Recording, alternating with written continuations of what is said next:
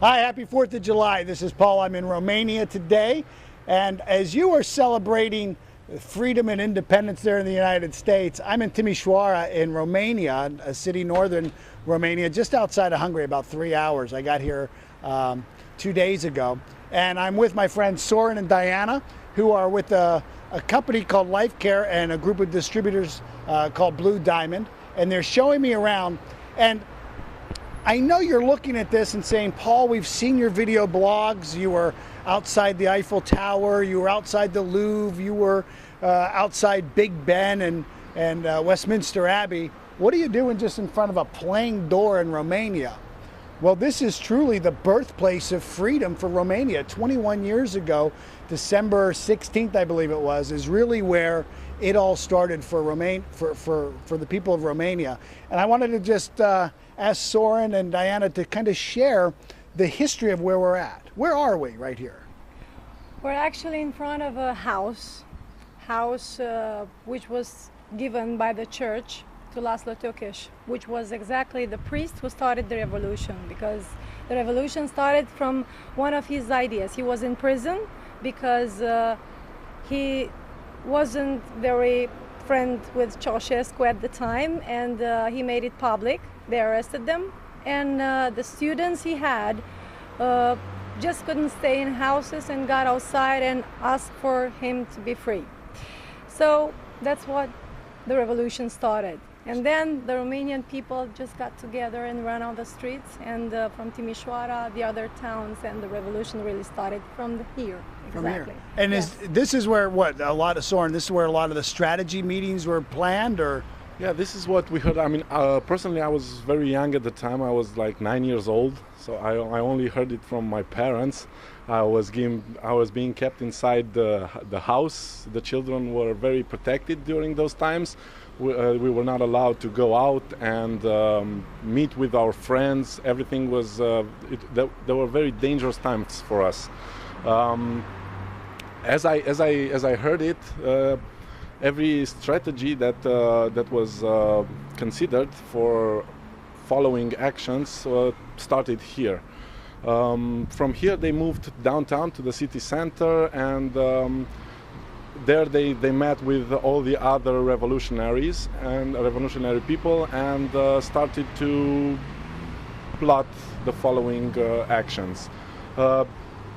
Although the official starting date for the revolution is 18 of December 1989. Not many people know that it first began here on the 16th of December, so 2 days before the official starting date.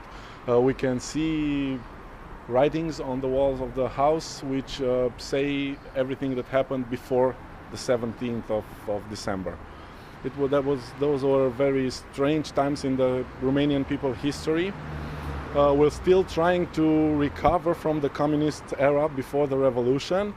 An American that I met a couple of years after the revolution had a very interesting insight about the revolution and the Romanian people, which personally marked me for the years to come. He said that before the revolution, the Romanian people were laying face down in the mud with a boot on their heads, on the back of their heads, and the gun pointed out at them.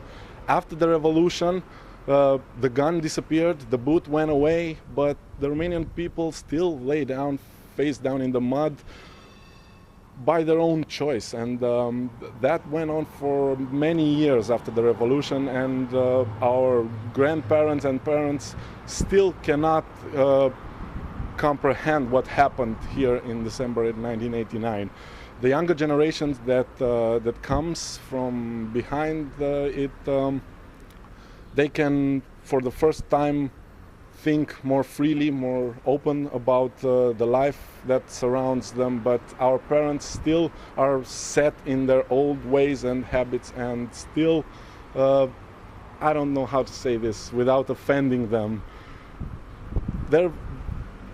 They're not very free-spirited in this way. So, would you say there's still a lot of fear? There's a lot of suspicion. There's a lot of fear. Yes, there's still the fear that the whole revolution was orchestrated and organized by other countries for the Romanian people. So the whole truth has yet to come out.